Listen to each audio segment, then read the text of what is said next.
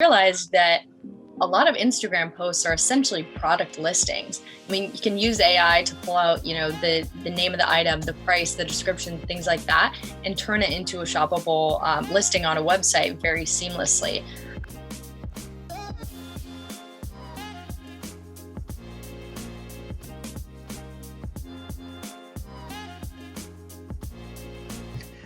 All right. Well, good day, everyone, and welcome to the show. On this episode, I have Capri Wheaton.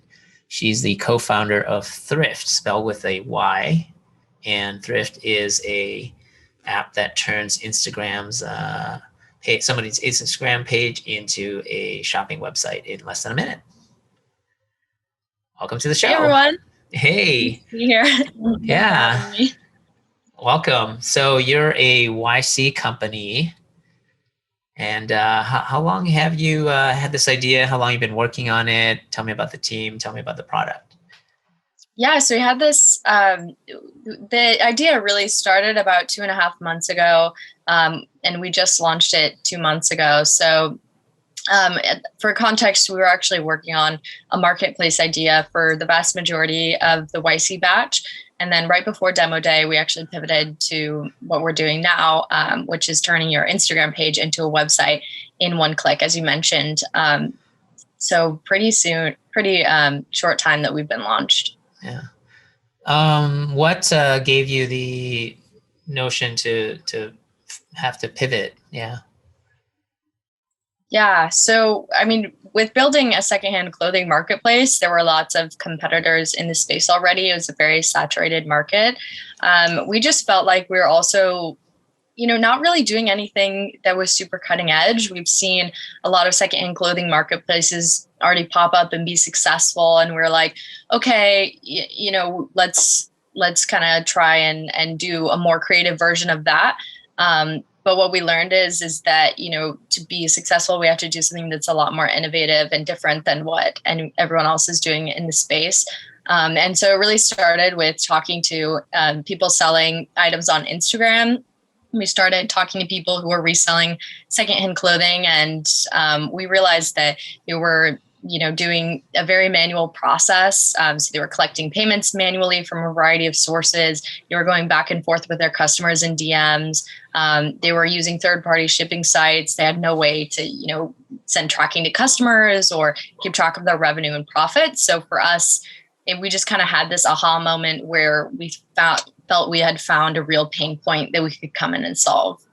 Yeah, it sounds like spending time with actual customers or prospects of this really identified some actual real pain points that they were going through.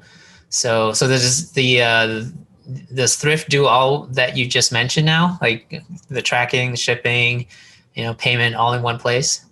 Yeah, exactly. So I'm happy to dive in a little bit deeper into how it actually works. So essentially, the front end piece of it is that we take your Instagram posts. And so, sorry, to back up, what we realized was, when small businesses, micro businesses are selling on Instagram, they're posting pictures of items onto their Instagram page with, a photo of the item. And then the caption typically has, the item name, the price, the size, etc.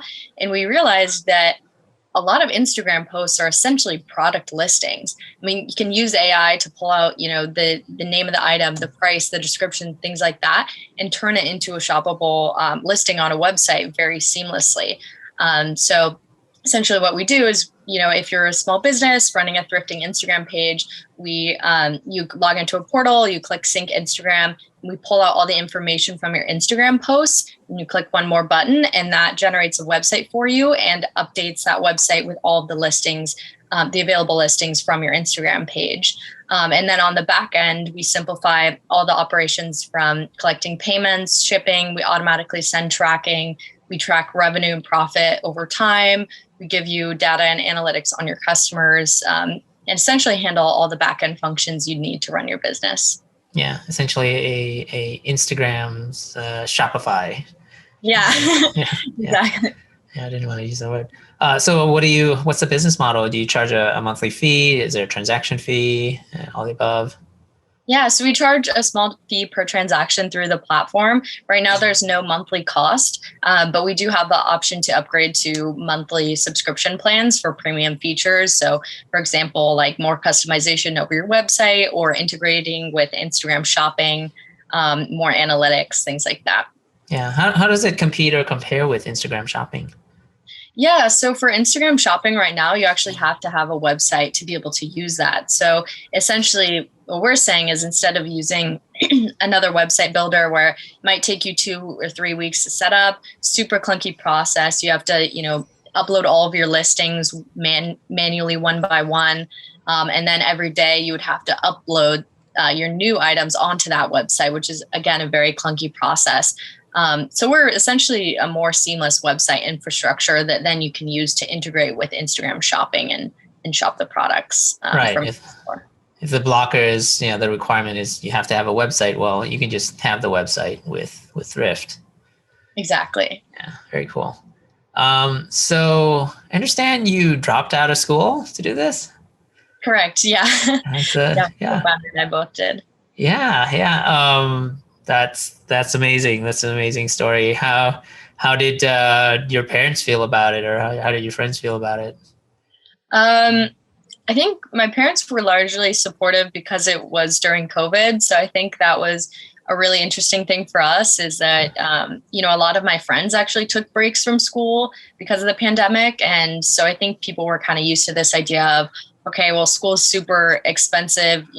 There may not be as much of a reason to do school if it's just online and you're not making those valuable connections, with professors and other students and, having campus experiences and things like that. So I kind of pitched it to my parents in that way and they were largely supportive, but I did tell them that I was only taking a semester off. And now obviously we've been dropped out for over a year now. So things definitely changed. I would say my friends, they were a little bit worried at first and they always ask me like, Capri, when are you coming back to school? But I know it's just from like a loving and supportive place because all they want is obviously for me to be successful. And I want the same for them. So it makes sense. I think for us, it's a very personal decision to leave school, but I think for us, it was the right decision. And I could say, starting your own business is by far probably the best MBA you could probably do. Best bang for the buck there. Absolutely. How did you find your co-founder? Yeah, so we actually met in a class at Berkeley. And we started it was an entrepreneurship class, and we started going to office hours with our professors. And I had this idea for a website that I wanted to build, but I knew nothing about coding. And so we just kind of naturally teamed up. I asked him if he would build it for me. And then we just kind of realized that we were a really good team. We were both super hacky and just really excited about launching products and talking to people about them. So it's just kind of a natural fit. And then as COVID hit and we launched our first marketplace idea and started getting some traction, we just kind of called each other one day and we just knew it was time to leave school because we were kind of getting too busy with that essentially. Yeah. I actually applied once way back in the day to YC and I didn't get accepted. But, at that time, I don't think I have a real product that had any traction. Tell me about the YC process. How hard was it to get in and all that? Yeah, so we actually got rejected our first time applying as well. So before we had dropped out, it was I think the second semester of our freshman year. We applied to YC and we didn't even get an interview. We just straight up got rejected off of our application. And then we kind of heard, that a lot of people who get in have applied multiple times. So it was actually after we had already decided to leave school, we had been dropped out for a few months, but it was the summer at that point. So it wasn't like too irregular. We were just kind of working on the startup full time then. And then we just kind of felt like it might be a shot in the dark, but let's just, throw another application out there and see what happens. And then we ended up getting an interview. So we did the interview. Then they came back to us with a lot of questions. And, ultimately they said, we're we're not quite sure. We want to give you guys another month to kind of prove things out. And they wanted to talk to us again in another month. So we worked really hard to try and get more traction with our product, and really validate some of our ideas in that month. And we came back to them with a little bit more traction and more kind of fleshed out idea of how to market the idea and things like that. And then ultimately we ended up getting in. So it was a little bit of an unconventional process the second time, but that's kind of how it went for us. Yeah. And this was with the original idea. And then how did they feel when you pivoted? Yeah, I mean, I think it was interesting because actually when we got the call, I didn't get the call. It was my co-founder Sam that got it, and it was Don Caldwell that called him, and he said, you know, we're going to let you guys in because you built a really good product, but we don't know if this is the thing that you should be working on. And that was what they said about our previous marketplace idea. So that was kind of in the back of our mind. This whole batch was really the idea that, like, is the marketplace what we should be doing?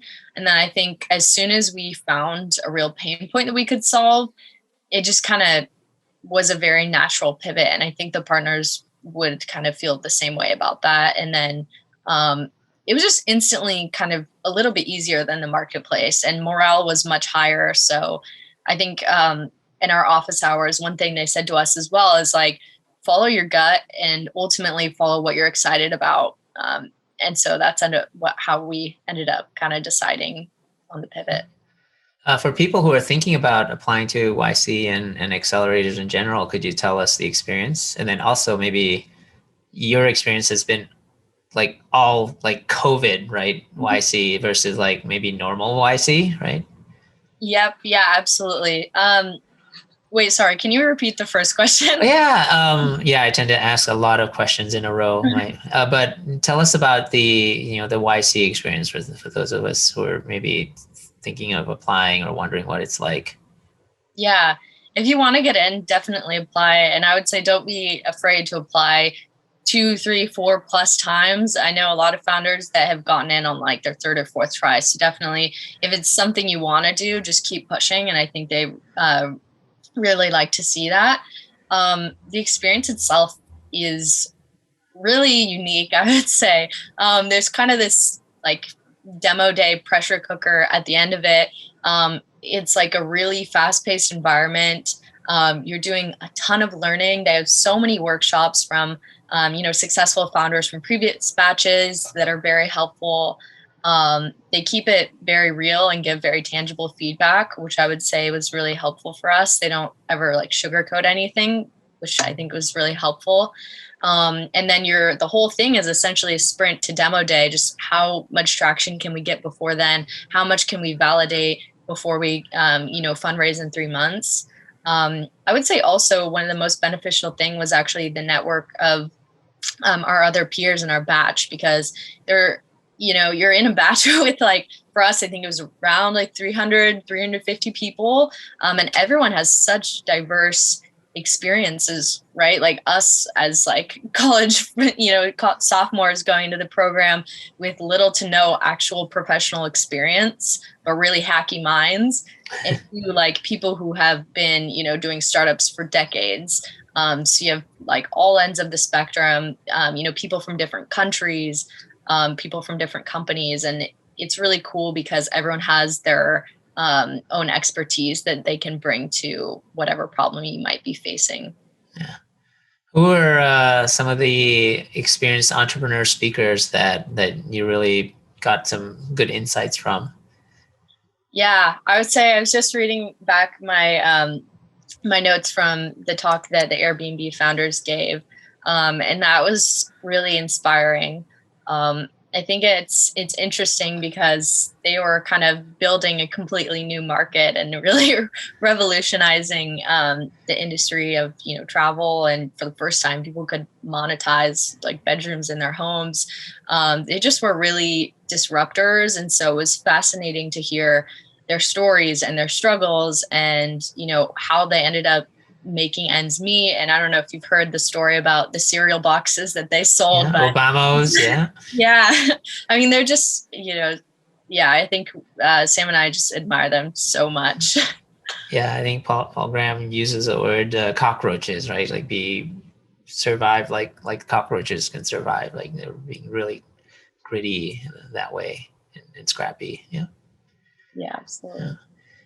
What about you mentioned like a cohort of over 300. How does that look now? Like with it being virtual, and it was virtual, I'm assuming. Yeah, so I think they do a really good job at breaking us down into smaller groups.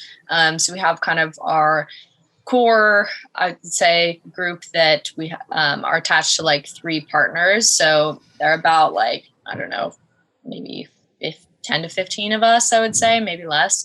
And then Harge, Dalton, and Nicholas kind of like manage the group and advise those people. And they host like group office hours with just your small group, and founder-led office hours with that small group. So you really get to know a smaller group of founders really well. And then they have this thing called Donut, which basically kind of randomly pairs you with other founders in the batch. So every week or every couple of weeks, you'll, do coffee chats with other founders. So even though it's remote, I felt like I was still able to really get to know some founders on a personal level. So it was really good. Is that a Slack app or something? I've heard of Donut, I want to say. Yeah, I think it is in Slack. Yeah. Yeah, very cool. What are some of the other impressive teams? What sort of products are you seeing that people are coming up with? Yeah, I mean, I think the craziest thing I've seen in this batch is Regent. I don't know if you've looked into them. They're kind of like a half boat, half airplane travel thing. I would say, the articles about that company are so incredibly interesting and what they're trying to do with travel. So that's insane. Um, yeah, I think there's just some very interesting interesting things in the batch all around. Watching demo day was absolutely crazy. Because of course, you generally know who's in the batch, but you don't know exactly what people are up to, sort of until that like culmination. And that was one of the things I discovered on demo day. Okay. Can you give us some advice on and tips on the pitch and the deck?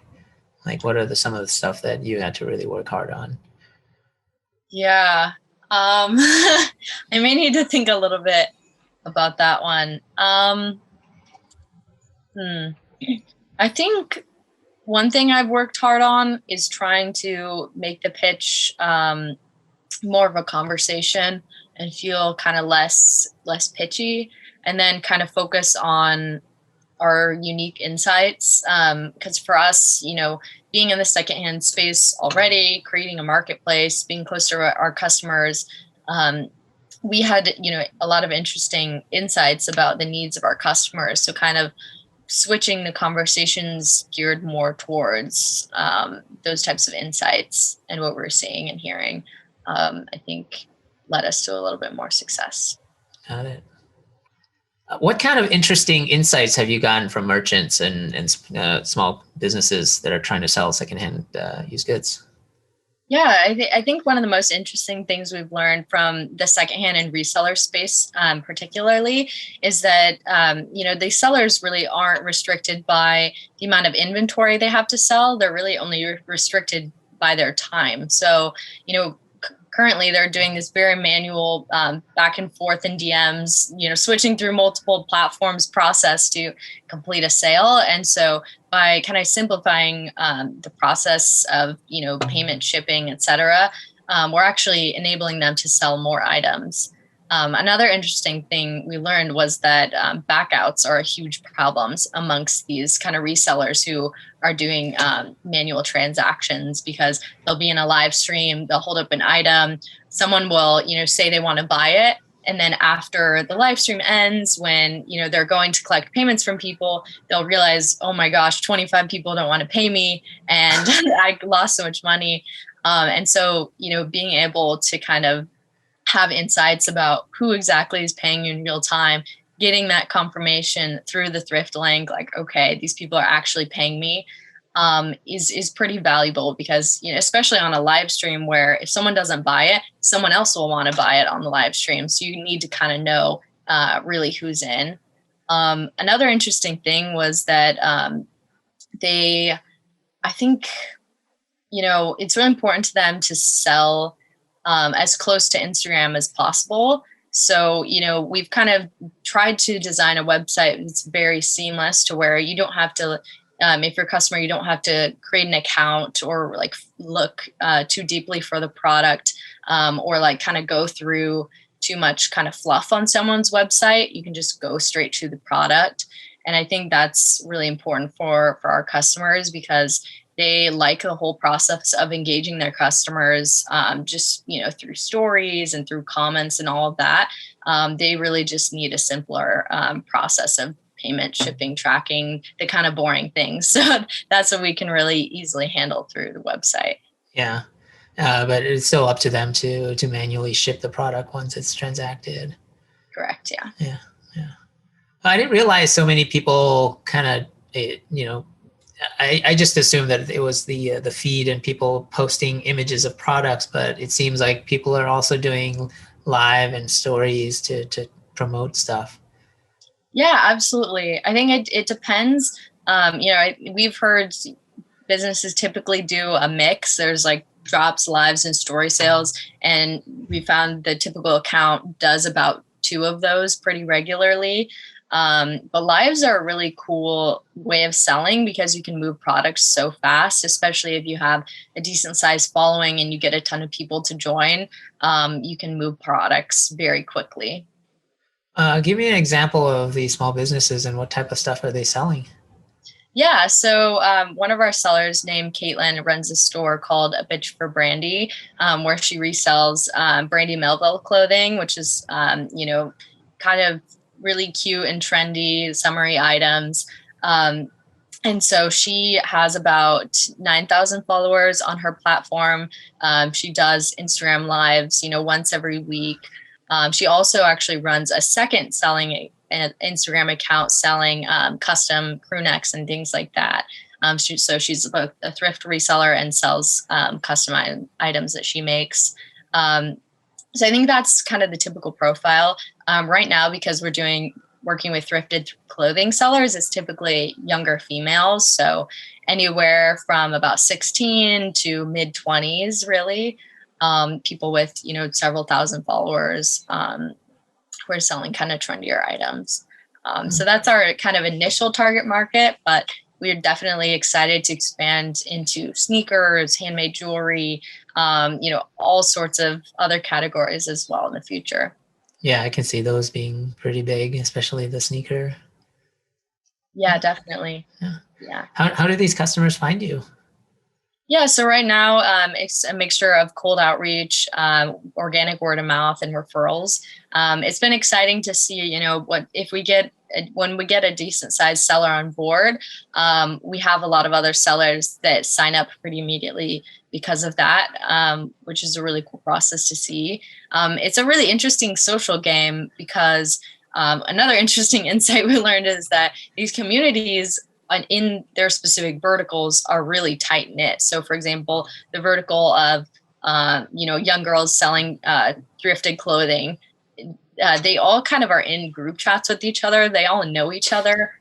Smaller accounts look up to bigger accounts. So we kind of have to play the social game of anytime we onboard a new customer, they're always like, "Oh, who else is using this?" type of thing. So that's kind of a double-edged sword.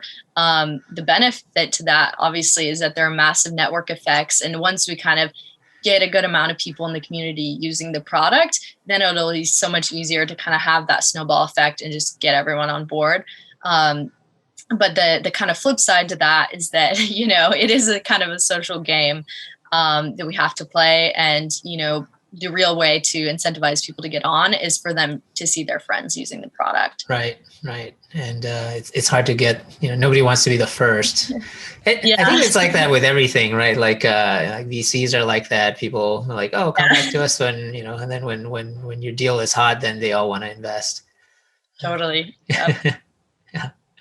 Well, thank you so much. This has been a really fun and insightful interview. I really appreciate it. And, I wanted to showcase all types of entrepreneurs, highlighting not just kind of like, your prototypical white male founder, but and then also folks in kind of every stage of the company. So it's been real insightful. Thank you so much for having me on. It was super fun. Yeah. So if you have a Instagram page and you are selling stuff, where should they go? They should go to thryft.shop. So THRYFT.shop. That's our website. You can also visit our Instagram. It's at shop thrift. So shop and then THRYFT. And you can DM us or sign up through the website and we'll help get you set up. And it's either you or Sam answering. It'll be me or Sam. That's awesome. Thank you so much. I had a lot of fun, Capri. Thank you.